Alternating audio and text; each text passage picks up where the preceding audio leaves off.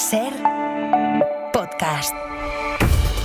Tiempo para el análisis, tiempo para el abierto. Estamos a viernes y hoy sentados en la mesa de análisis, Josep Ramoneda conmigo aquí en Radio Barcelona. ¿Qué tal? Muy buenos días. Hola, buenos días. En Radio Sevilla, Carlos Navarro Antolín, muy buenos días. Muy buenos días. Y allí donde él desee, porque tiene barra libre para entrar desde donde quiera, Víctor Lapuente, buenos días. Un placer, muy buenos días, Ángel.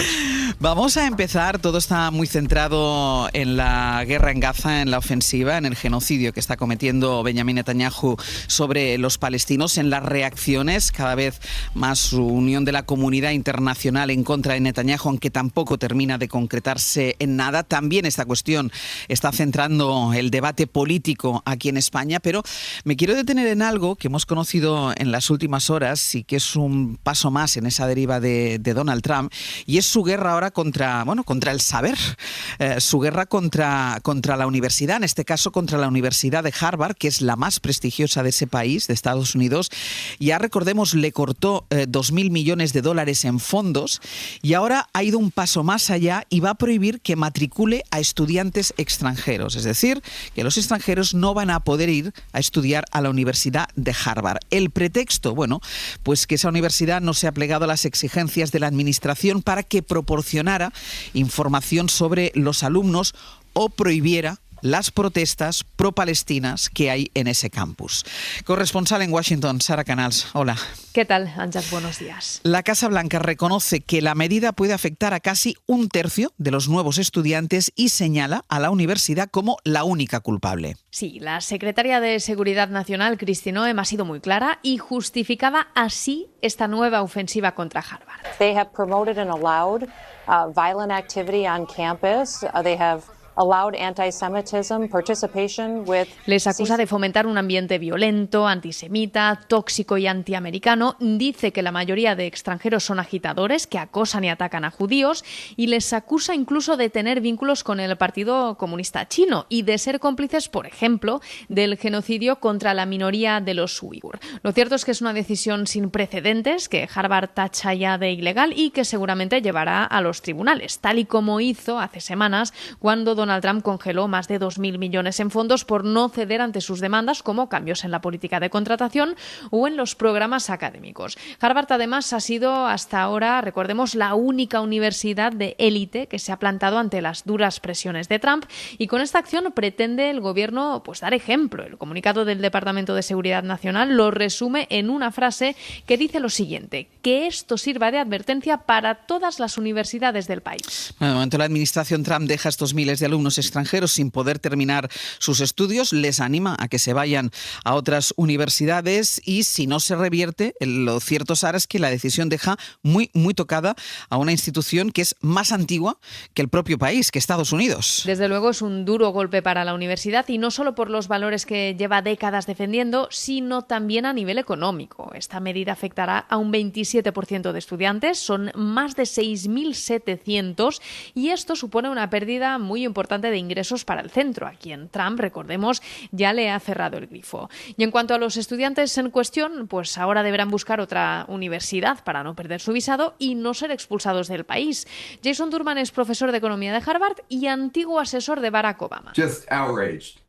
People cannot believe it. They don't know why this has happened. They don't know what it means for them. But right now are terrified. Contaba en la BBC que hay mucha indignación, que los alumnos están aterrorizados y todo ello además ocurre horas después del atentado contra una pareja de jóvenes diplomáticos judíos que ha dado alas a la administración de Trump para intensificar su lucha contra el antisemitismo. De hecho, la portavoz de la Casa Blanca, Caroline Leavitt, con su habitual tono amenazante, The evil of anti-Semitism must be eradicated from our society. Sentenciaba ayer que el demonio del antisemitismo debe ser erradicado de la sociedad, mientras que el embajador de Israel ante la ONU, también ayer en la cadena Fox, denunciaba que este ataque ha sido una consecuencia directa de las protestas palestinas en los campus.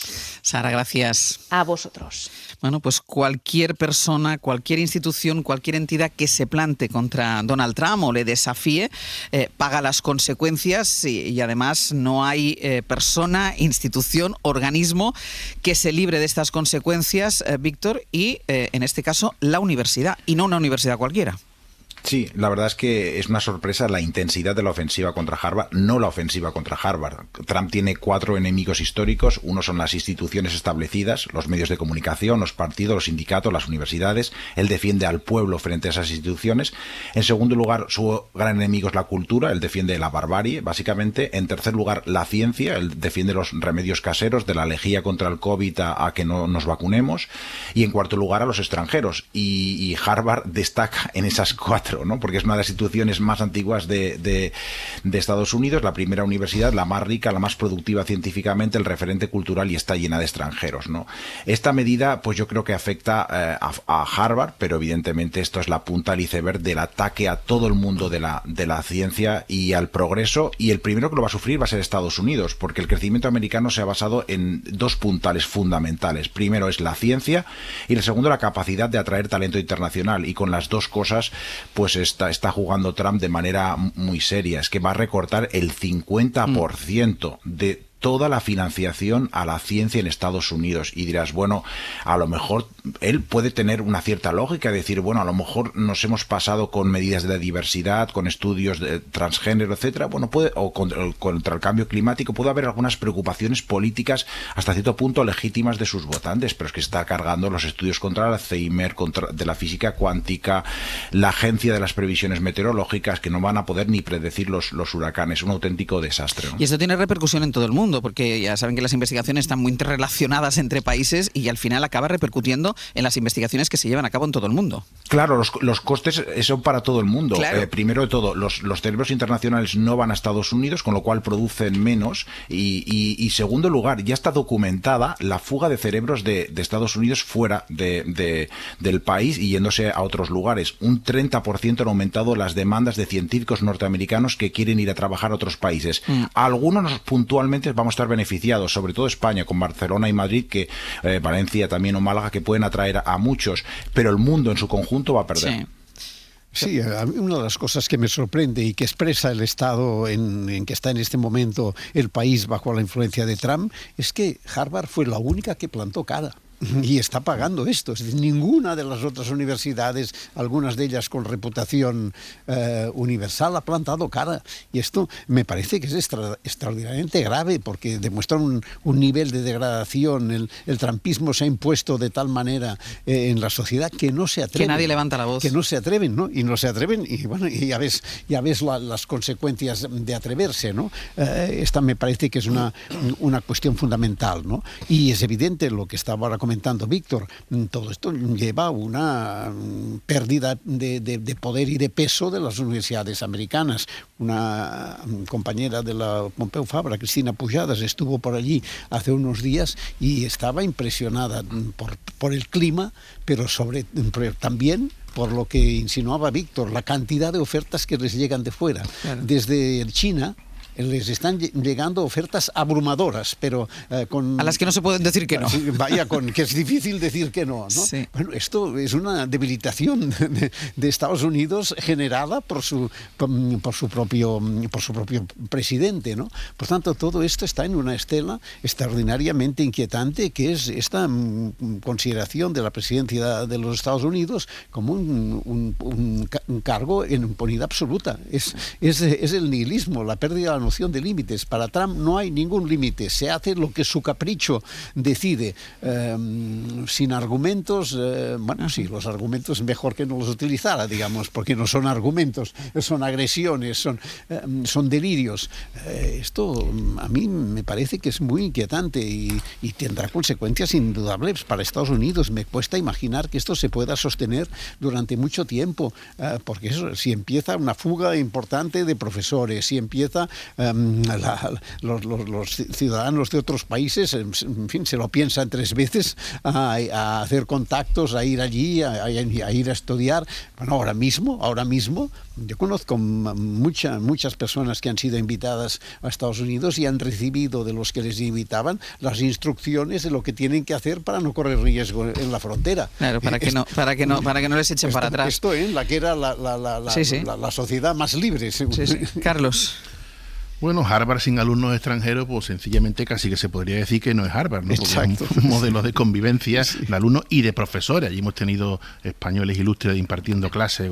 Recuerdo ahora, por cierto, un andaluz como Márquez Villanueva, uno de los grandes expertos en Cervantes, que era feliz allí enseñando los textos del Quijote. Yo deseo y confío en que esto al final no llegue a más, que sea la típica posición censurable, criticable de un botarate como Trump para llevar al extremo las posiciones y lanzar un mensaje efectivamente para generar miedo y tener a la gente encorsetada. Es un estilo de gobierno que ya lo estamos viendo, y habrá que estar muy atentos a las próximas 72 horas, que es el plazo que tiene la universidad para defenderse en derecho.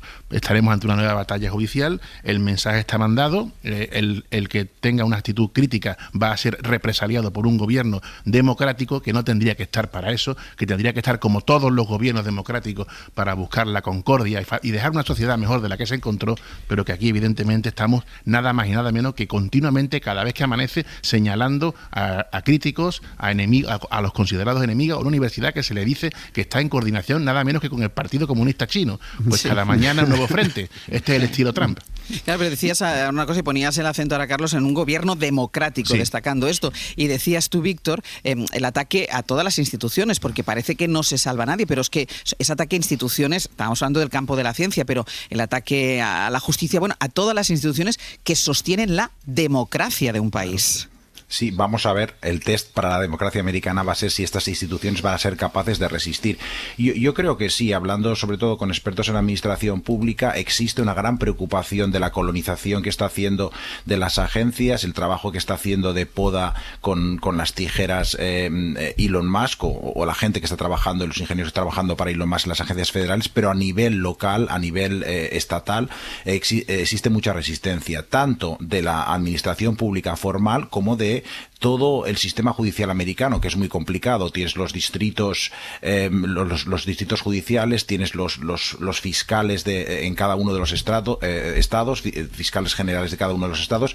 Existe una serie de posiciones que son elegidas democráticamente, que tienen mucho peso, que tienen mucha capacidad para implementar muchas de estas normas de Trump, por ejemplo, en relación al tratamiento de los inmigrantes, etcétera, y vamos a ver esta capacidad que tienen. Pero es verdad que, como comentabais, la aproximación que está haciendo con la universidad es exactamente la misma que con la política comercial mediante los aranceles, el palo y no la zanahoria, ¿no? El palo muy fuerte. Y es verdad que a lo mejor la ciencia necesita ser sacudida en Estados Unidos y fuera. Según el asesor científico principal de Trump, dice que los científicos más prestigiosos pasan 2 de los 5 días de la semana trabajando en tareas administrativas y burocráticas en lugar de estar en el laboratorio. Por cierto, creo que pasa en casi todas las universidades del mundo. No sería mal hacer una reforma, pero a mí lo que me sorprende es el apoyo de mucha comunidad, bueno, no de la comunidad científica en particular, pero es verdad que el apoyo de muchas personas, voces influyentes en los medios de comunicación y en las redes sociales, muchos de ellos hombres blancos, por cierto,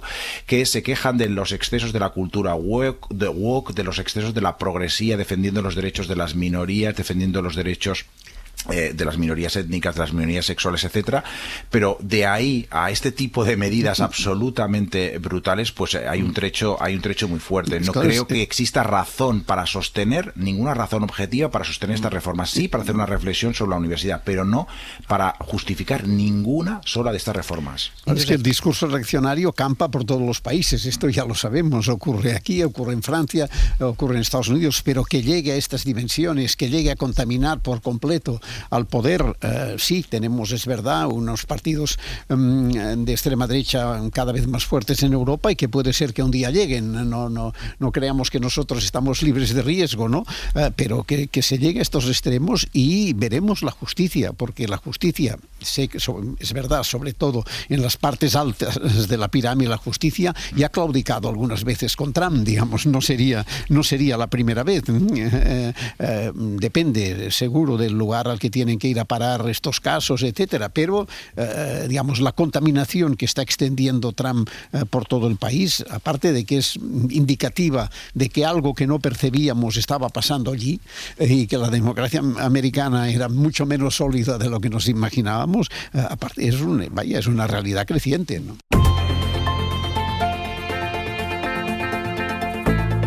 El Abierto. Ser podcast. el Abierto, Josep Ramoneda, Víctor Lapuente y Carlos Navarro Antolín. La otra gran noticia en los Estados Unidos, más allá de la amenaza del presidente Donald Trump a la Universidad de Harvard con el veto a los alumnos extranjeros, la otra gran noticia, decíamos, está en Washington, donde esta madrugada ha comparecido la fiscal federal interina de la capital para actualizar la información sobre el asesinato a tiros de 2 empleados de la embajada israelí. La fiscal ha confirmado que el acusado ya ha comparecido ante un juez del Distrito de Columbia y que ha sido advertido de que se expone a la pena capital si es condenado por este doble crimen. Pablo Morán, hola de nuevo. Hola Ángeles, ¿qué tal? Según el acta de acusación, Pablo, el detenido, Elías Rodríguez, de 31 años, ha reconocido ante la policía ser el autor del ataque. Dice que lo hizo por Palestina y por Gaza, y eso ha dado pie al primer ministro israelí para cargar contra quienes defienden la causa palestina. Dice Netanyahu que el grito de Free, Free Palestine, que es el que profirió el acusado, el detenido, después de cometer el doble asesinato, pues dice Netanyahu que ese Free Palestine es el nuevo Heil Hitler. En general ha sido evidente la utilización de este doble asesinato por parte de Israel para defenderse de las críticas y aliviar la presión internacional creciente por el asedio a Gaza. Es más, lo vamos a escuchar, hay declaraciones que culpan directamente a los líderes internacionales de incitar estas acciones de odio antisemita. En la cúspide de esta estrategia está Netanyahu, que señaló, como decías, esa consigna que gritó el atacante de Washington cuando le detuvieron. For these neo-Nazis, Free Palestine is just today's version of Heil Hitler. Libertad para Palestina es el nuevo Heil Hitler para estos nazis de nuevo cuño, denuncia Netanyahu, que se dirigió expresamente a 3 líderes que esta semana han amenazado con tomar medidas concretas si Israel no para en Gaza. Los líderes de Francia, Reino Unido y Canadá. I say to President Macron, Prime Minister Carney and Prime Minister Starmer, you're on the wrong side of justice. You're on the wrong side of humanity.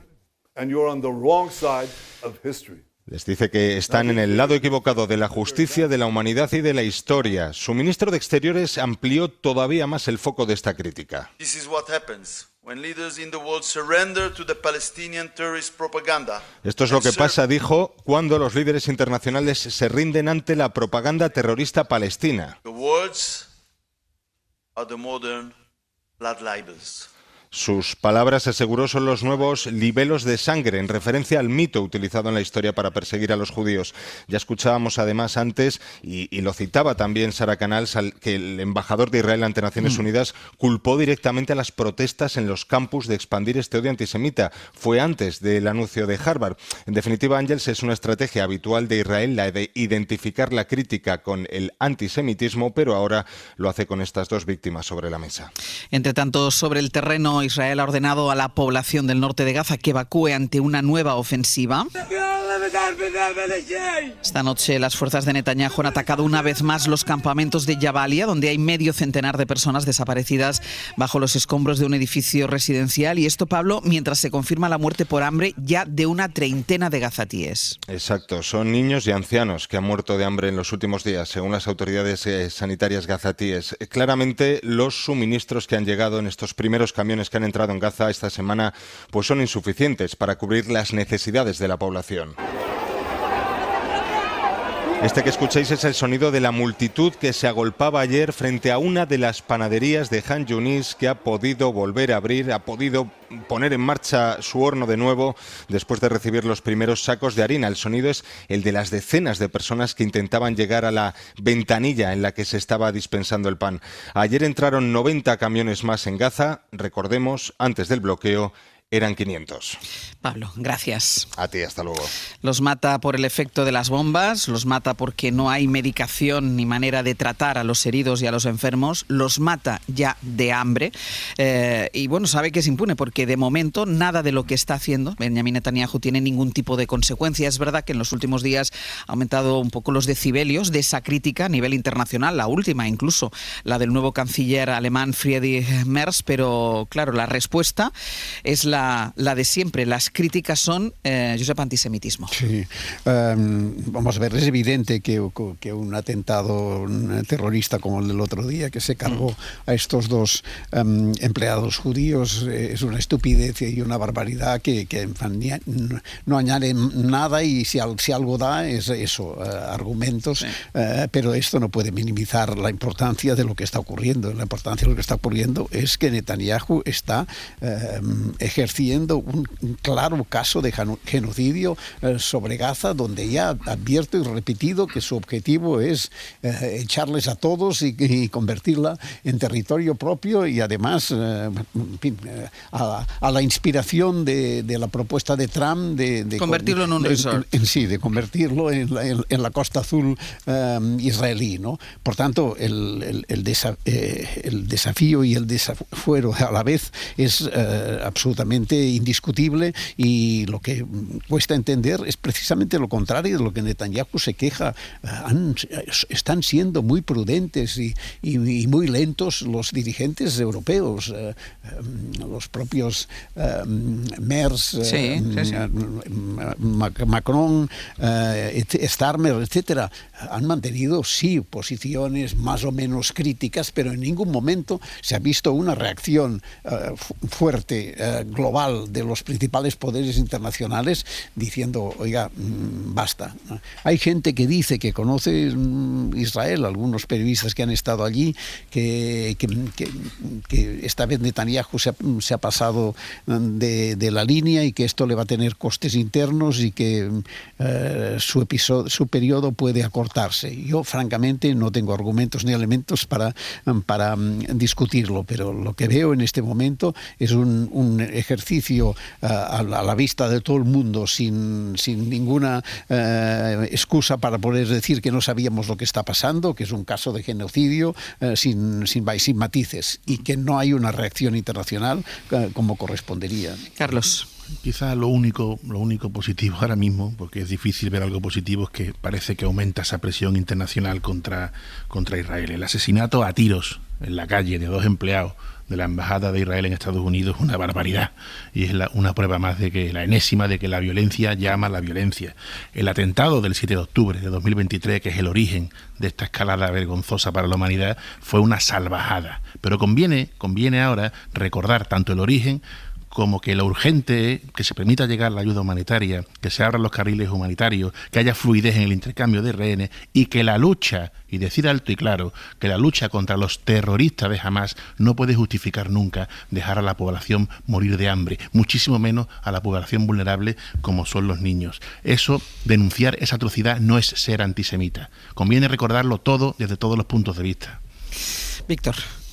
Pues yo estoy triste, pero intentaré que ese sentimiento no me arrastre al pesimismo. Yo creo que Netanyahu lo vemos fuerte e inflexible, pero yo creo que está débil en cierto sentido, porque su posición depende de una endeble coalición interna con muchos partidos que se está fragmentando, y aún una más precaria todavía coalición de aliados internacionales, ¿no?, que le suministran armas. Como nos recordaba Borrell hace pocos días en estos micrófonos, la mitad de las bombas que caen en Gaza son europeas.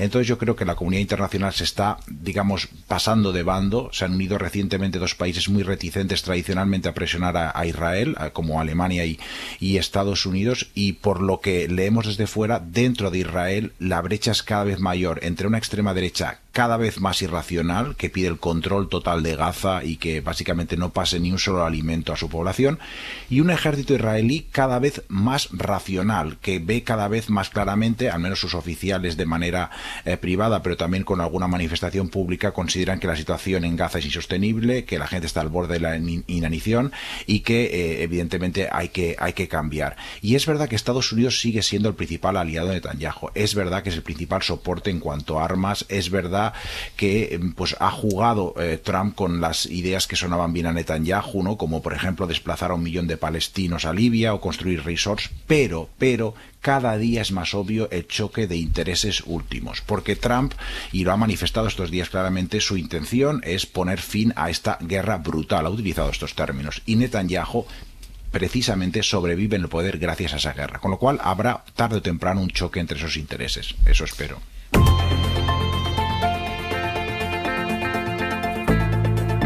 Abierto. Ser Podcast. En el Abierto, Josep Ramoneda, Víctor Lapuente y Carlos Navarro Antolín. Vamos ya con otras cosas, aunque volveremos a las declaraciones sobre la situación en Gaza, porque de alguna manera marcan también el debate político aquí en España. Pero de las otras cosas que les quiero hablar es de la reunión que mantuvo ayer el presidente del Gobierno, Pedro Sánchez, en Valencia con las asociaciones de afectados de víctimas de la Dana.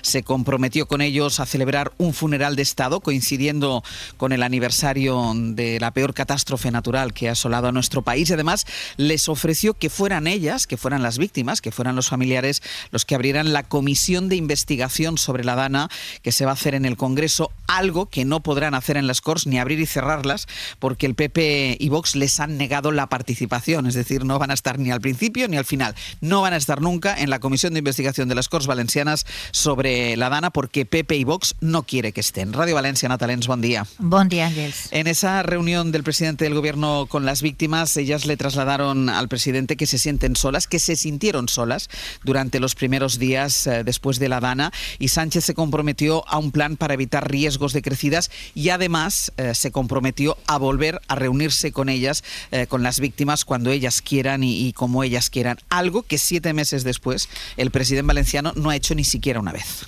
Entre los compromisos adquiridos por Pedro Sánchez figura agilizar los expedientes del Consorcio de Seguros aún pendientes, una reunión con la patronal de ascensores para reparar los más de 1.000 que siguen sin funcionar por falta de piezas. Un plan para prevenir inundaciones que incluye obras que empezarán el año que viene. Hacer una visita a la zona cero, aunque sin fecha, además de la celebración del funeral laico de Estado seguramente en octubre. Y la comparecencia de las asociaciones en la Comisión sobre la Dana del Congreso. El presidente les dijo que abrirían esas comparecencias. Y es que, Ángels, a las víctimas no se les ha citado en la Comisión de Investigación del Senado, donde el PP ha convocado sobre todo a miembros del Gobierno y solo al presidente Mazón como representante de la Generalitat. Y como decías, tampoco se les ha incluido en el plan de asistencias pactado por el PP y Vox en les Corts Valencianes, en la comisión que no comenzará seguramente hasta el otoño.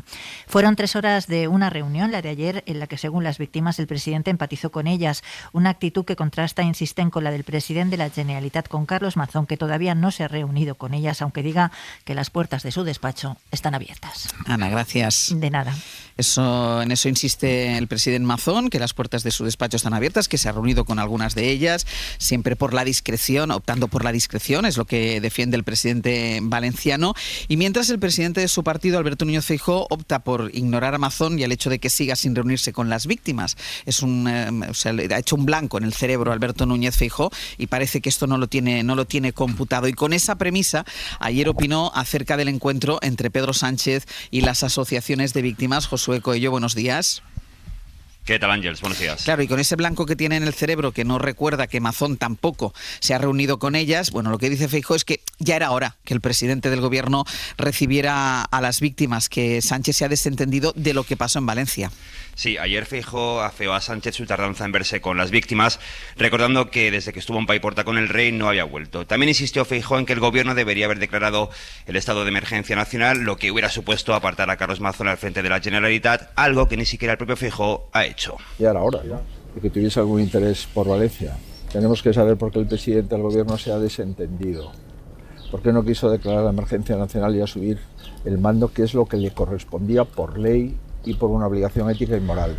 Sobre Mazón, Feijóo no dijo nada ni de su papel con las víctimas ni de su futuro. Tan solo, y muy entre líneas, pidió asumir responsabilidades compartidas al investigar qué falló aquel día. Y sería bueno, si queremos honrar a las víctimas, primero que investiguemos a fondo qué es lo que ha pasado, afecte a quien afecte, y segundo, que el Gobierno de España traslade a la Generalitat de Valencia la ayuda imprescindible para la recuperación rápida.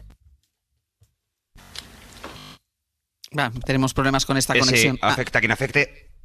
Afecta a quien afecte, Ángels, te decía que se afecta a quien afecte fue lo más cercano que estuvo ayer Feijóo de hablar sobre la responsabilidad de Carlos Mazón el día de la Dana. Coello, te voy a dar opción de que aprietes ese cable y luego vuelvo contigo para seguir hablando del Partido Popular. Y de Alberto Núñez Feijóo. Venga, luego vuelvo contigo, dale al cable. A mí me parece de una desfachatez inmensa las palabras y es así de claro, las palabras de Alberto Núñez Feijóo cuando él habla de aclarar lo que ha pasado, lo que pasó ese día. Tiene que empezar por aclararlo el propio Mazón, que todavía no ha dado ninguna explicación de dónde estuvo ese día, ni da explicaciones del por qué no se reúne con las asociaciones de víctimas 7 meses después. Con lo cual, Víctor, afearle al presidente del gobierno, que además hay que decir que las víctimas se han reunido constantemente con la delegada del gobierno y con los ministros que han estado sobre el terreno constantemente. Claro, afearle al presidente del gobierno que haya tardado 7 meses, que podemos considerar que es mucho, y que es demasiado, pero afearle esto cuando el presidente valenciano de su partido todavía no ha recibido a las víctimas. Sí, no nos engañemos, Ángels. La derecha no quería una reunión entre el presidente y las asociaciones. La derecha quería una escena, quería un paiporta 2, quería una persecución de la población valenciana iracunda contra el presidente Sánchez de nuevo. Eso es lo que mucha gente en la derecha estaba deseando. A mí, lo que me parece más satisfactorio es que he aprendido más de los esfuerzos por la recuperación tras la Dana leyendo sobre la reunión de ayer entre Sánchez y las asociaciones que en 7 meses de noticias contaminadas sobre la mala gestión, la mala praxis para cubrir la mala gestión de la Dana y la infausta comida del Ventorro, amén de otro tipo de excusas peregrinas. Ayer supimos 3 cosas esenciales. ¿Qué ha hecho el gobierno? Que se ha más o menos facilitado 1/3 de los 16.000 millones comprometidos y han llegado a los afectados. ¿Qué va a hacer el gobierno en términos de prevención de riesgos, de obras antirriadas y también gestos simbólicos como el funeral de Estado? ¿Y qué le queda por hacer? Porque las asociaciones pusieron sobre la mesa pues que todavía hay un porcentaje importante, un 22% de fondos del consorcio de seguros que no han llegado a las empresas y autónomos. Ayer aprendimos muchísimo y me alegra mucho que el veredicto compartido tanto de las asociaciones como de Sánchez fue que la reunión fue larga y fructífera. Me alegra que el presidente de mi país, Sánchez, lo diría exactamente igual si fuera Feijóo, pues los afectados y los participantes en la reunión lo califiquen de pedagógico, cercano y empático y no de autoritario, distante y narcisista. Y me alegra que Sánchez no hiciera declaraciones. También se le acusa desde muchos medios que no hiciera declaraciones, que no hablara de Santos Cerdán, de su hermano, etcétera. No era el día. Justo ayer no era el día. A mí me ha sorprendido no solo el fructífero de la reunión, también me ha sorprendido la capacidad organizativa y la profesionalidad de las asociaciones. Y yo creo que el éxito de la reunión hace todavía más incomprensible que, como tú comentabas, una reunión así con todas las asociaciones no se haya producido en el Palacio de la Generalitat, medio año después de la tragedia y cayendo la responsabilidad de las emergencias y de gran parte de la recuperación en la administración autonómica. Hay quejas razonables de la Generalitat a las cuales Feijóo ayer también pues dio un poco de voz. Es decir, la Generalitat valenciana es tradicionalmente la más infrafinanciada según los estudios. El actual déficit de 1.400 millones de la Generalitat pues quizás es un límite insostenible en una situación de recuperación y, en tercer lugar, puede que exista una asfixia a algunos proveedores de la Generalitat, pero eso se soluciona sentándose y hablando, como ayer hicieron las asociaciones, no con demagogia barata, no haciendo comparaciones entre las ayudas de Valencia a Gaza, etcétera, etcétera. Carlos. Es una cuestión de justicia y muy positiva y saludable que las víctimas ganen protagonismo, cuanto más mejor. Hace 10 días recordábamos y comentábamos aquí cómo fueron recibidas por la presidenta de la Comisión Europea y por el Grupo Popular allí en Bruselas, en una reunión que también salieron satisfechas. Sí. Es muy positivo lo que ocurrió ayer, al margen de otras consideraciones. Todo el espacio mediático, toda la fuerza de lanzar sus mensajes, sus reivindicaciones que ganen las víctimas es muy bueno. Que sientan, me recuerdo ahora la frase del rey Felipe en los días más difíciles, que sientan la ayuda, la presencia y el apoyo del Estado en toda su plenitud, de las dos administraciones. Por eso, por encima de todo, lo más importante es que las ayudas del gobierno vayan todavía más ágiles, ¿no? El presidente ayer pues salió bien parado, porque la reunión hablaron los representantes de las víctimas, hablaron muy bien de su actitud, la reunión que creo haber leído que fue de 3 horas, nada más y nada menos que de 3 horas. Para mí es verdad que la reunión es positiva, pero llega tarde. Para mí la convocatoria de un funeral laico es positivo, pero también llega tarde, que por cierto hubo uno religioso al que no pasaba nada, ni hubiera pasado nada por haber acudido, no da urticaria ir a un funeral religioso, pero claro, en ese momento el presidente no estaba para exponerse públicamente, tampoco creo que lo esté ahora, pero ayer se hicieron las cosas para que no tuviera ese riesgo. Pero en general, lo más importante también, hay un complemento también, que es que el presidente ha sabido sacarle provecho a que ya hay un rostro muy claramente definido como el culpable y el rostro de la tragedia, que es el presidente valenciano Mazón, aunque no es el único, pero es el principal y cada vez está más definido como el icono de la mayor tragedia que hemos vivido en España en muchísimo tiempo, que esperemos que el PP se lo quite de en medio de una manera u otra a la mayor brevedad, y si es en las vísperas del Congreso o después de julio, pues todavía mucho mejor. Ahí ha habido una gran habilidad por parte de los asesores de Moncloa de planificar, de cómo lo han hecho, el momento en el que lo han hecho, y después de arreciar, que no para, y con justicia, la presión contra Mazón. Queda todavía más Pero señalado. Es que todo eso no hubiese ocurrido si en el momento inicial el PP hubiese actuado con la responsabilidad con la que tenía que actuar. Bueno, en el caso Feijóo sí pidió, eso es cierto, en la emergencia nacional. No, pero primera cuestión, lo que tenía que hacer Mazón es dimitir después de una catástrofe de estas características. Y si no lo hacía, lo que tenía que hacer Feijóo es ejercer su autoridad y forzarla a dimitir. No ocurre ni una de las dos cosas. Desautorizarlo, entonces, pero la reunión pasa? en Bruselas ya lo fue. Fue una bofetada. Pero no ocurre ninguna de estas dos cosas. ¿Qué pasa entonces? Bueno, pues que hay un culpable claramente definido, que él mismo se ha instalado en el lugar de referencia de enemigo número uno desde el primer momento, y a partir de aquí el PP lo tiene muy difícil de reconstruir.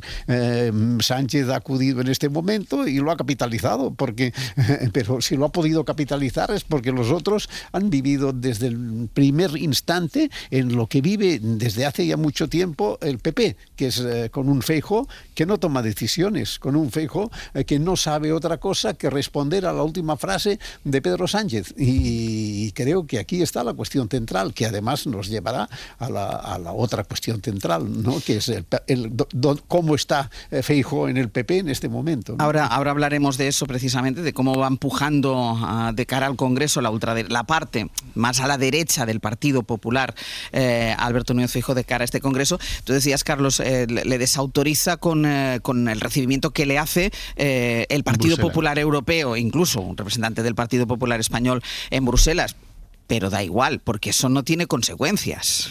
Bueno, no es poco, ¿no? No es poco que además Esteban González Pons, que es precisamente de esa misma tierra, pues le reciba, y fue largo y tendido y la salieron satisfechos, y lo que queda es... Sí, pero digo que no tiene consecuencias sobre Mazón. No, pero queda un mensaje, bueno, no es poco, yo creo que no es poco, queda un mensaje claro de decir que llegará el momento más pronto que tarde del relevo, de decir, esta persona no goza de la confianza del Partido Popular. Pero como no hay mayoría absoluta en Valencia, pues es muy difícil el relevo, y hay que ir preparando al único relevo natural que hay, que no es Paco Camps, ni mucho menos, es la alcaldesa de Valencia. ¿Cómo se hace eso? Pues eso es lo que están articulando, y tiene que ser más pronto que tarde. Pero no es poco el mensaje que se lanza cuando en Bruselas nada menos que un peso pesado de Génova como Esteban González Pons le dedica a esa reunión, y los representantes, por fortuna, que es lo más importante, salieron satisfechos.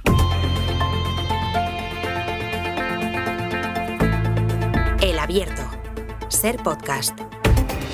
En el Abierto, Josep Ramoneda, Víctor Lapuente, Carlos Navarro, Antolín y Josué Coello con su cable ya bien conectado. ¿Estás ahí, no, Josu? Estoy por aquí, años con el cable ya bien puesto. Porque estamos hablando mucho estos días de los preparativos para ese Congreso del Partido Popular a principios del mes de julio, y le van llegando a Alberto Núñez Feijóo toda una serie de mensajes, vamos a decir, del ala más en la derecha, mensajes del tipo: no todo tiene que ser echar a Pedro Sánchez, también hay que hacer un Partido Popular ilusionante. Bueno, pues ayer Feijóo les contestó a eso de que él quizá no ilusiona, porque el mensaje lleva indirecta, entonces él dice, les dio la respuesta a todos ellos. Sí, Feijóo ha tenido que despejar esta semana varios centros al área que iban envenenados en cada intervención pública, y Feijóo ha tenido esos días una agenda muy apretada. Se ha visto obligado a responder a ese sector duro que le exige que no solo hable de gestión o de echar a Sánchez, sino que también ponga en valor la batalla ideológica, esa facción que todos conocemos, esa facción del partido que lideran Aznar, Aguirre o Ayuso.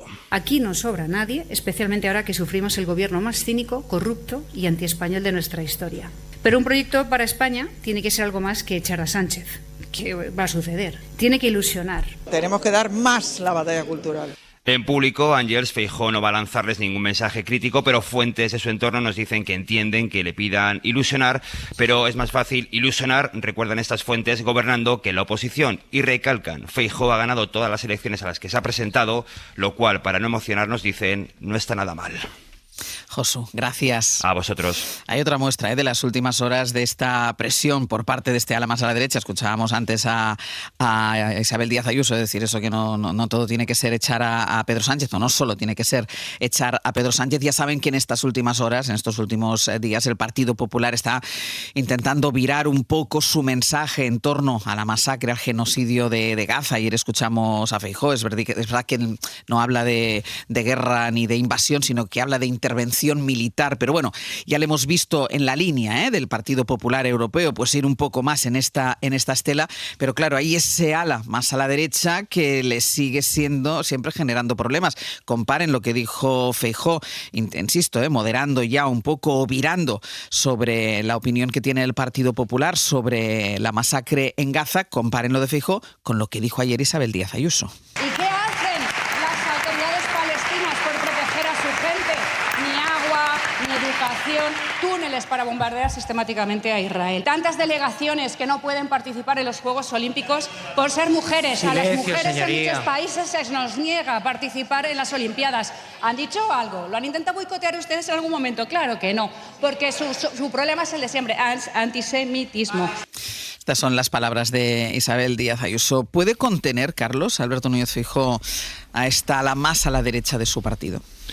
Yo no creo que Feijóo tenga un problema con el ala más a derecha de su partido. Feijóo lo que está viviendo es el mes que hay previo a un congreso que hace muchos años, creo que son 8, ¿no?, que no celebraba el centro derecha un congreso ordinario que implica pues las ponencias políticas, la renovación de mensajes, y esto forma parte de un debate absolutamente legítimo y normal en un gran partido que lleva tanto tiempo sin someterse a ese foro de renovación de ideas, ¿no? No creo que eso sea un problema. Evidentemente, pues ya pues las presiones, los que quieren llevar al partido hacia un lado, hacia otro, lo que hay que tener claro, y en eso sí que puede coincidir cualquier persona cabal, es que el Congreso debe ser ambicioso y no limitarse como única ideología al antisanchismo por el antisanchismo, ¿no? Que por supuesto entendemos las razones del PP para intentar llegar al gobierno y quitar a un gobierno frágil y que, bueno, no vamos a entrar ahora otra vez a recordar por enésima vez sus desaplicaciones, vamos a decirlo así finamente, ¿no? O se establece ya cuál va a ser la hoja de ruta con Vox, por ejemplo, o se establece ya qué se va a hacer con un presidente valenciano como Mazón, o se ponen las bases para que a medio plazo la derecha afronte el reto pendiente, que lo tiene pendiente, de la unificación, de la reunificación, donde quepan todos, que fue lo que hizo en su día Fraga, o que el Congreso habrá quedado en papel mojado, y eso no debe ocurrirle nunca, eso no sería bueno. Ahora bien, el problema lo tiene, con perdón, quien tiene imputado a un cónyuge y quien tiene procesado a un hermano, ¿eh? No nos olvidemos nunca, un congreso es un debate de ideas y debe haberlo, y en el debate de ideas debe haber pluralidad y debe haber un enriquecimiento y debe haber incluso un choque de enfoques. Ahora, ¿qué sale de ahí? Pues eso es lo que hay que ver en el Congreso de las Guayaberas de julio, pues. Josep, tú sí que ves a un Feijóo débil. Sí, yo creo que el problema Feijóo lo tiene en sí mismo. No, si ahora están movilizándose y despiertan algunos de los sectores y que Aznar está, digamos, ha cambiado un poco el ritmo, siempre que estaba lejos y ahora está un poco más cerca de la escena política, es porque hay una cosa evidente, que es que Feijóo no está construyendo una figura con autoridad y capacidad de liderazgo.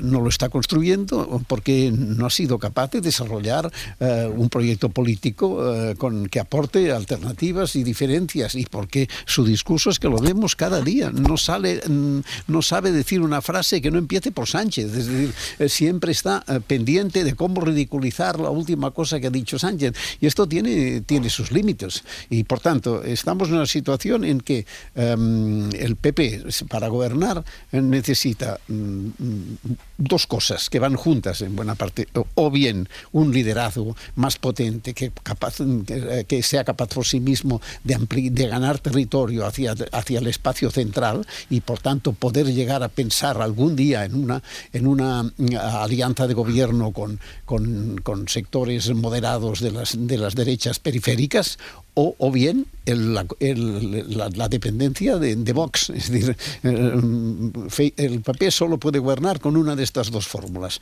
Por tanto, o se inventa un liderazgo capaz de ganar, de cubrir más espacio y de arrastrar, o está condenado a encontrar la forma de gobernar sobre la base del apoyo de Vox. Y estas dos cosas pues son complicadas y necesitan un liderazgo que sea capaz de de gobernarlas y de llevarlas según le convenga. Para mí esta es la situación, y con Feijóo creo que cada vez cunde más en el Partido Popular la sensación de que se les van escapando las bazas. Víctor. Bueno, vuelan los dardos y aún quedan semanas para el Congreso, ¿no?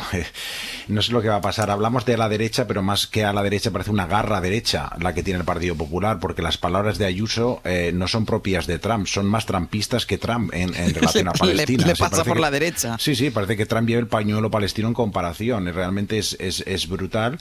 Y en cuestiones de aborto, por ejemplo, ni tan siquiera Ayuso es la facción más extrema, ¿no? Es liberal en comparación pues con otros miembros que defienden unas posturas mucho más cercanas a Vox. Yo creo que lo de hacer un congreso da sensación de unidad, lo de prepararse para gobernar suena muy bien, pero luego hay que entrar en materia, ¿no?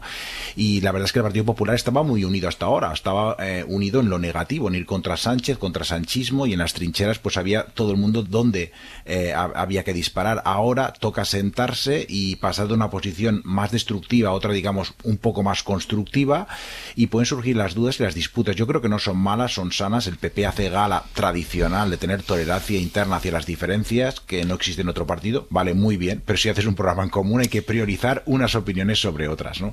Y el rearme ideológico puede ser realmente un arma de destrucción masiva en un partido como el Partido Popular, porque hay que tomar posiciones en asuntos que han abierto heridas históricas siempre, como las cuestiones morales, como el aborto, la eutanasia, la gestión subrogada, que algunos quieren resucitar y están fagocitados porque Vox defiende sin complejos esos postulados y de por qué nosotros no vamos a hacerlo, y luego a eso se suman nuevas disputas, nuevos disensos, nuevas brechas en lo que podríamos llamar las cosas del comer, por ejemplo en política de vivienda, porque muchos votantes del Partido Popular piensan que el Estado debe intervenir en la vivienda, y a mí me parece una cosa muy curiosa que el 47% de los votantes del PP están decepcionados con el partido al que votaron, esto según Metroscopia. Sí. Mientras el Partido Socialista solo el 42%, es decir, están más descontentos los votantes del partido de la oposición que los votantes del partido de este gobierno, en que según la oposición, pues según la oposición, no, según todo el mundo, no hay producción legislativa, etcétera, etcétera. Y hay muchos problemas. Pero entonces yo creo que lo que está ocurriendo es que hay una gran decepción, y dentro del Partido Popular yo creo que está instalado fundamentalmente por esta burbuja mediática que ha creado una sensación de caos en España que no es tal. Las cosas funcionan más o menos bien, y entonces no se entiende muy bien cómo, pues, por un lado se considera que todo está fatal, pero sin embargo el gobierno sigue adelante. Entonces yo creo que se ha creado una especie de ficción, y yo creo que Feijóo no es la persona adecuada para devolverles a la realidad, sino que vive en esa ficción y ha sido alentado por esa ficción y se siente atrapado por sus propias palabras. Pero es que esta ficción está muy lejos de la realidad, porque precisamente en este momento España es uno de los países más estables de Europa. Comparemos con lo que está ocurriendo en Francia, por ejemplo, sería un momento adecuado para que la derecha definiera un proyecto ambicioso, un modelo, sí, y capaz de arrastrar, y no estar aquí atrapada entre si dependo de Vox o no dependo de Vox, y sin atreverse ni a criticar a Vox ni a darle la razón en este terreno de ambigüedades. Me cuesta entender cómo se puede progresar. Bueno, y la derecha es muy afortunada, es tremendamente afortunada. Deberían cada día levantarse, mirarse al espejo y decir, de los 5 grandes países de Europa somos el único donde la ultraderecha no es la principal fuerza en las encuestas, en porque este momento, el Reino Unido, en Francia, en Italia y en Alemania lo es, y aquí no lo es el Partido Popular. Deberían estar muy contentos y aprovecharlo eso en beneficio, en lugar de entrar en este tipo de disputas. Quizás porque es un poco más de extrema derecha que los otros europeos, no sé. De todas formas, decíais tanto, coincidíais los tres, pero sobre todo lo decía Carlos y lo decía Víctor, ¿no? Lo importante es que haya, claro, discrepancias y diferentes puntos de vista dentro del partido, pero claro, siempre y cuando del debate salga el modelo de país, el modelo de partido, evidentemente, pero el modelo también de país. Y yo no sé, tú decías antes, Carlos, pues eso, que se hable de aborto, que se hable de economía, que se hable de la relación que hay que tener con la ultraderecha. Yo no sé si de ese congreso va a salir esto. Pues debería salir, ¿no? Debería tener la derecha, tener capacidad para crear, vamos a llamarlo así, un marco mental propio y para salir de su que suma ya décadas, en mi opinión, ¿no? de su situación, de su complejo, ¿no? En España se sufre una derecha muchísimas veces acomplejada, incapaz de tener ese marco mental propio, esas respuestas propias que vayan creando seguidores y adeptos, ¿no? A mí no me preocupa tanto, porque hace falta un PP grande y hace falta un PSOE grande. Yo soy un convencido del bipartidismo para la prosperidad de una nación. A mí no me preocupa tanto que Feijóo no ilusione. Recuerdo, ¿acaso ilusionaba Aznar? ¿Os acordáis? ¿Acaso ilusionaba Rajoy? Por cierto, Fraga llenaba las plazas de todo, ya vemos cuántos le votaban después. Pero Rajoy y Aznar no ilusionaban. Llegaron cuando los del gobierno anterior sufría, vamos a decirlo así, un desgaste de materiales imponente que todos conocemos y recordamos, ¿no? O sea, la ilusión como motor para llegar a la Moncloa, no. Ahora, un debate serio, un rearme ideológico serio, contundente, sólido, que dé respuestas propias a problemas reales, tanto los propios como me relaciono con el partido que está a la derecha, más a la derecha, porque hemos visto que cada varón ha aplicado su receta, como enfoco problemas, debates reales como la eutanasia, el aborto, con un marco mental propio y desacomplejado. Eso es una asignatura pendiente. No, yo discrepo con lo de Aznar. Aznar construyó un liderazgo y Aznar gobernó en este país durante mucho tiempo sobre la base de un liderazgo poderoso. ¿Cuántas veces perdió antes de llegar a la Moncloa? Por supuesto, pero cuando llegó también perdió González. Digamos, no perdido tantas veces como Aznar. Los que llegan tienen un camino. Sí, digamos, pero yo creo que la diferencia a lo mejor con Feijóo es que él llegó para ganar. Es decir, que a Feijóo le van a buscar a Galicia, él abandona unas mayorías absolutas una detrás de otra en Galicia para venir a Madrid y para ganar unas elecciones. Y yo no creo que a Feijóo le queden muchas más oportunidades que una. Claro, es que a Feijóo le queda una bala y esa es la diferencia. Tú decías, Carlos, ilusionaba a Aznar, pero es que Feijóo llegó para ganar. Sí, y por cierto hay un apunte que se llama muy breve. Hay efectivamente ciertas posiciones antisanchistas que son una matraca y que lo que hacen es generar apoyos a Pedro Sánchez. En eso estoy totalmente de acuerdo. Venga, pues vamos a pasar. ¿Ibas a decir algo, Víctor? Sí, es verdad, pero bueno, que el Partido Popular se está haciendo daño tan a sí mismo todo el tiempo que no necesita ese tipo de ayudas del Partido Socialista. Yo creo que has comentado antes una cosa muy importante. Confiaban en traer un líder autonómico. Yo creo que eso demuestra el recorrido corto de esa estrategia. El Partido Popular está dependiendo demasiado de esta idea y ahora también la pone sobre la mesa. Es decir, vamos a tratar de generalizar para España el modelo de Moreno en Andalucía, el modelo de Ayuso en Madrid. Eso no es suficiente. Para gobernar España necesitas algo más y eso no existe. ¿Es que la economía vaya mal? Bueno, sí, también, efectivamente. Sí. Estamos teniendo problemas con las conexiones con nuestros compañeros, pero sí voy a cambiar de asunto porque si no, no nos va a dar tiempo a comentarlo y es algo que ya ha salido y que lo decía el propio Carlos, todo lo que tiene que ver con el hermano de Pedro Sánchez, el hermano del presidente del gobierno, David Sánchez, que se enfrenta a 3 años de cárcel por presunto tráfico de influencias y prevaricación por el puesto de trabajo que, recuerden, le ofreció la Diputación al frente del Conservatorio de Badajoz. Ayer supimos que se iba a sentar en el banquillo, que se iba a abrir juicio oral a pesar de que la Fiscalía había opinado lo contrario, es decir, que la jueza toma la decisión en contra del criterio de la Fiscalía y basándose en lo que dicen las acusaciones populares. No es el único que está imputado en este caso, hay 10 personas más, entre ellas el líder del PSOE en Extremadura, pero vamos a ir por orden. Isabel Vega, buenos días. Hola, ¿qué tal? Buenos días. Y lo primero es esa decisión de la jueza de abrir juicio contra David Sánchez a pesar de estar en contra del criterio que había manifestado la Fiscalía y basándose, Isabel, en lo que piden las acusaciones populares. Sí, eso es. La investigación se cerró formalmente por auto el pasado 28 de abril y ahí la juez ya ponía negro sobre blanco todos los indicios que ella considera que tiene suficientes para llevar a juicio su tesis de que esa plaza se creó para David Sánchez por ser quien era, ¿no? El hermano del que había sido, antes de la creación de la plaza, líder de los socialistas y que volvió a ese puesto cuando esa plaza estaba en fase de adjudicación. Ayer mismo la juez contestaba a un recurso en reforma de estos que pides a la juez que se autoenmiende, que había presentado la defensa de David Sánchez, y lo que decía es que para ella es de pura lógica presumir que esto ha sido así, ¿no? Que hubo ese tráfico de influencias. Después de aquel auto, las acusaciones populares presentaron los escritos de acusación y solicitaban 3 años de cárcel para él y hasta 15 años de inhabilitación también en el caso de Miguel Ángel Gallardo. La Fiscalía, sin embargo, fue directa en apelación a la Audiencia Provincial para pedir que se archivara el caso, porque dice que hay más conjeturas y más hipótesis que indicios de delito como para acabar en el banquillo. Y la juez lo que ha hecho ha sido abrir juicio oral con un auto dictado ayer, poco antes de las 10 de la mañana, sin esperar a que la Audiencia Provincial se pronuncie sobre si la causa está, como ella presume, lista para llegar a juicio o si por el contrario tiene razón la Fiscalía y lo que conviene es archivarlo. No es que la juez esté obligada a esperar, pero lo cierto es que es lo habitual en estos casos. Y decía Isabel que además de David Sánchez hay imputadas 10 personas más, otras 10 personas, entre ellas el líder del PSOE de Extremadura, Miguel Ángel Gallardo, que ha corrido a recoger su acta de diputado autonómico porque no lo era, y de esta manera conseguir el aforamiento, lo que haría que solo pudiera ser juzgado por el TSJ de Extremadura. Sí, es una situación en la que no están las otras 9 personas, que son fundamentalmente trabajadores de la Diputación de Badajoz, entre empleados del área de cultura o cargos del área de cultura y cargos de recursos humanos. Lo que establece el reglamento de la Asamblea de Extremadura es que los diputados tienen aforamiento ante el Tribunal Superior de Justicia y hemos visto un poco el devenir de los acontecimientos en los últimos días, que sí da un poco sensación de carrera de Gallardo para dar este paso y este salto a la Asamblea Regional.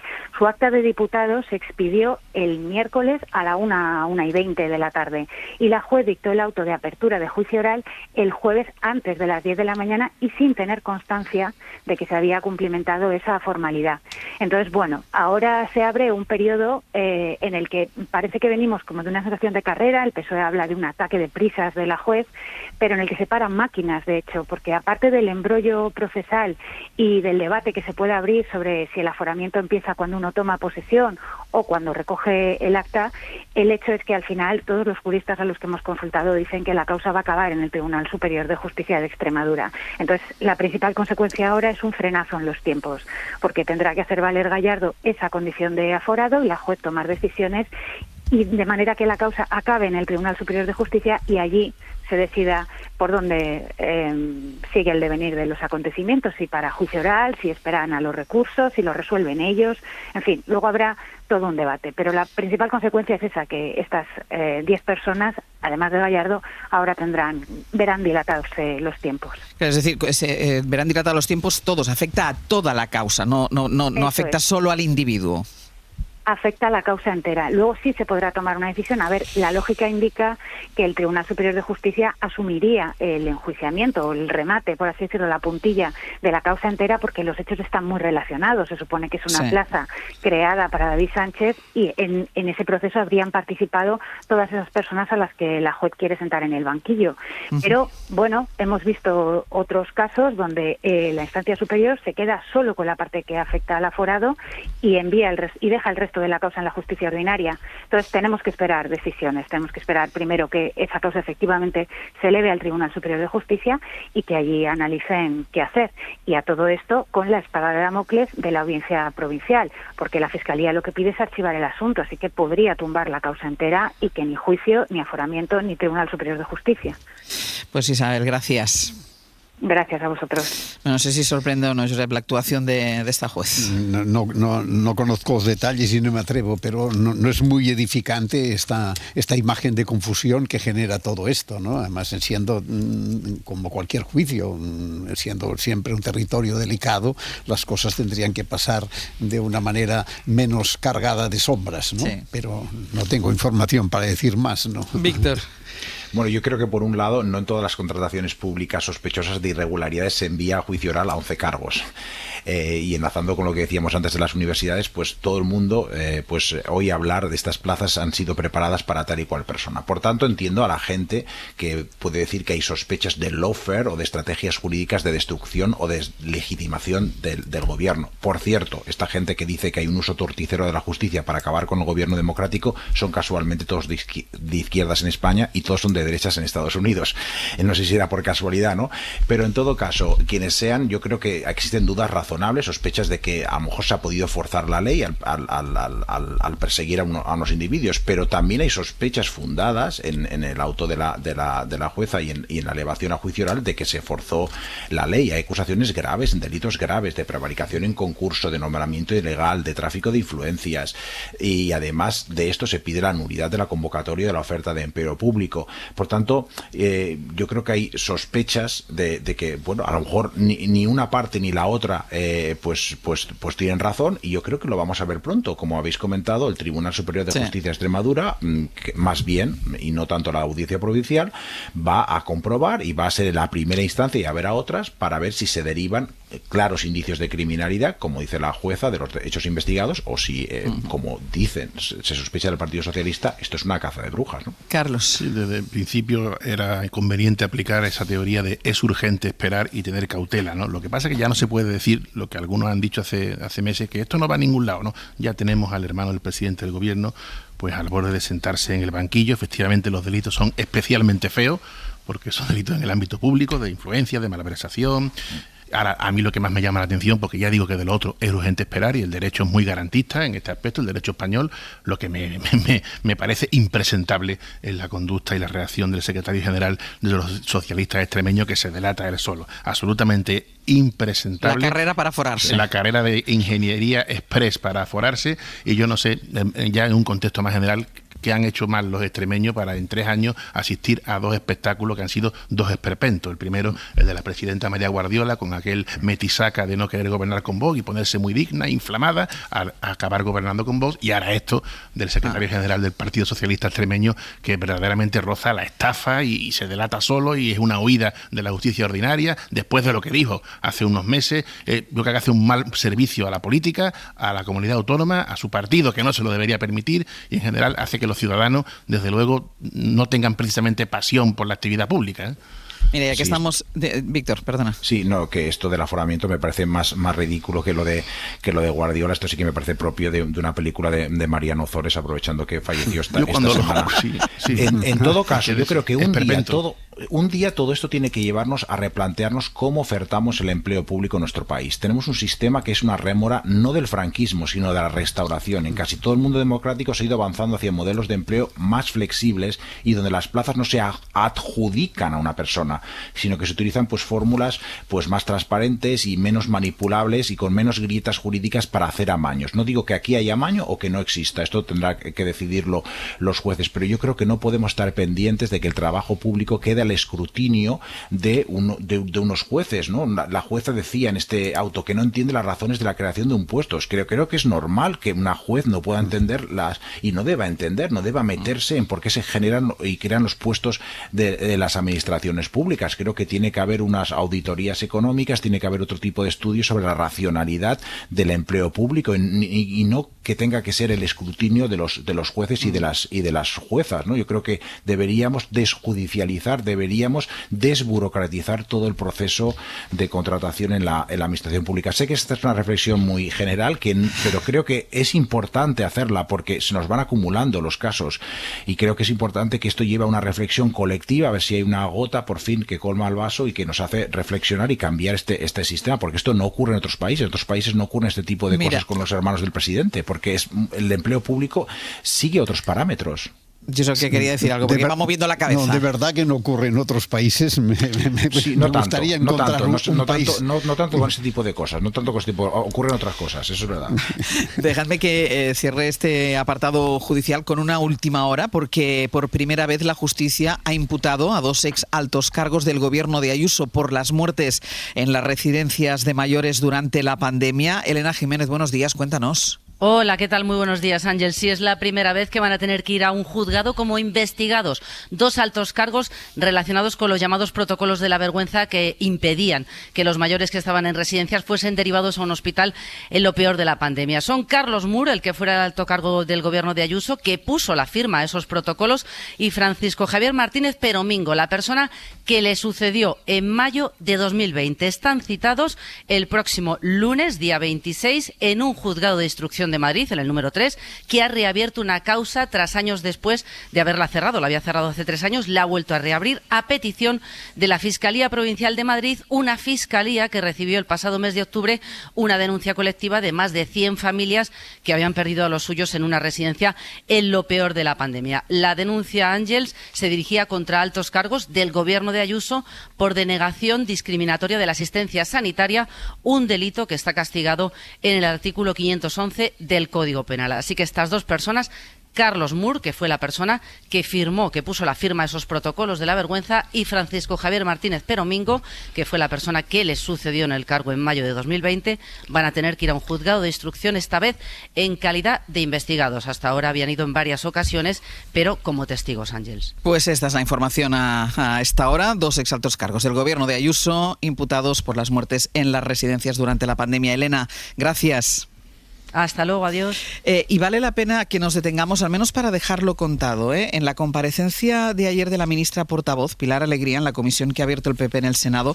Ya saben que ahí el Partido Popular tiene mayoría absoluta, la llamada Comisión Coldo. El interés está en los motivos por los que citaron a Pilar Alegría, que son básicamente las acusaciones sin ningún tipo de prueba, al menos de momento, acusaciones lanzadas sobre todo por algunos medios y pseudomedios de comunicación, informaciones que sostienen cómo ella estuvo en el parador de Teruel la noche en la que supuestamente el entonces ministro José Luis Ábalos se pegó una gran juerga con prostitutas. Como ella estaba allí, estas informaciones deducen que la ministra sabía de esa pseudofiesta y que además hay informaciones que le han señalado que participó en ella. Sara Selva, buenos días. ¿Qué tal, Ángels? Buenos días. Sara, escuchamos el otro día al director de Paradores decir en esa comisión que no hubo ninguna fiesta, que no hubo nada parecido, que no hubo destrozos en las habitaciones de José Luis Ábalos, que esas informaciones que hablan de todo esto no son verdad. De momento lo cierto es que no hay muchas pruebas que sustenten esa fiesta, pero en lo que se centró la ministra sobre todo fue en señalar que desde luego nadie puede decir que ella supiera o que ella estuviera en esa juerga, y además lo hizo con un recorrido por la serie de insultos que ha recibido, algunos dijo incluso de miembros del Partido Popular. Sí, estuvo varios minutos la ministra leyendo esa avalancha de mensajes machistas. Eres la muñeca hinchable del Partido Socialista. Menuda hija de puta. Espero que acabes en el infierno, hija de la gran puta.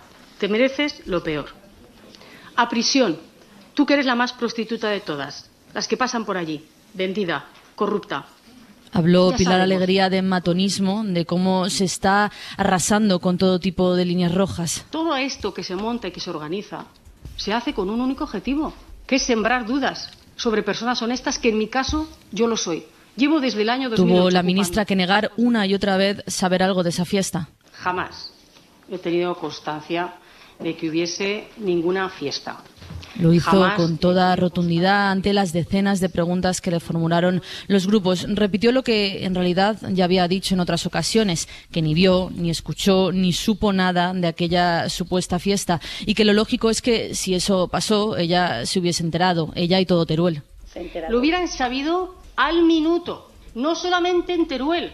Es que esa información hubiera llegado hasta el rincón de Ademuz, y 5 años después se seguiría comentando. Pero la oposición, según la ministra, no quiere saber la verdad, quiere que pase lo que ellos creen que pasó. A pesar de que no hay pruebas, como decías, la senadora del PP, con sus preguntas, buscó dejar claro que, aunque Pilar Alegría no viera nada, no puede negar que la fiesta se produjera. Le preguntó Rocío Díbar a la ministra si se cruzó, por ejemplo, con otros huéspedes. Yo no soy capaz de distinguir a una mujer que ejerce la prostitución. Yo no, usted supongo que tampoco. En fin, señora Díbar, ¿Usted sí? en absoluto. Bien, pues... Pero vamos, es que yo creo que las preguntas también tienen que tener un poquito No, de... verá, de- entonces... La si usted- ministra rogó a los senadores que si tienen alguna prueba de que ella efectivamente estuvo allí, supo y cayó, que la lleven inmediatamente a dependencias judiciales. Sara, gracias. Hasta luego, Los gracias. senadores no pueden aportar ninguna prueba porque de momento no hay ninguna prueba, y los comparecientes que conocen o que estaban en el parador, como fue el director de Paradores o la ministra Pilar Alegría, lo niegan, pero le da igual. El Partido Popular sigue manteniendo que pasó lo que ellos creen que pasó. Josep Ramoneda, Víctor Lapuente, Carlos Navarro, Antolina, hasta la semana que viene. Hasta luego. Adiós. Adiós.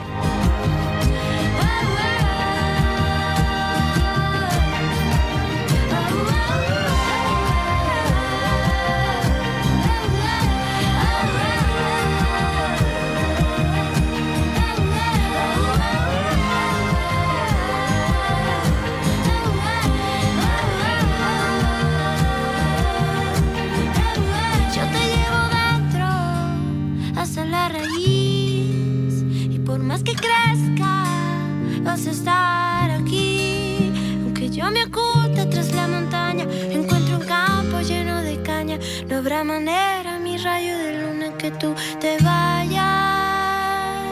Para no perderte ningún episodio, síguenos en la aplicación o la web de la SER, Podium Podcast o tu plataforma de audio favorita.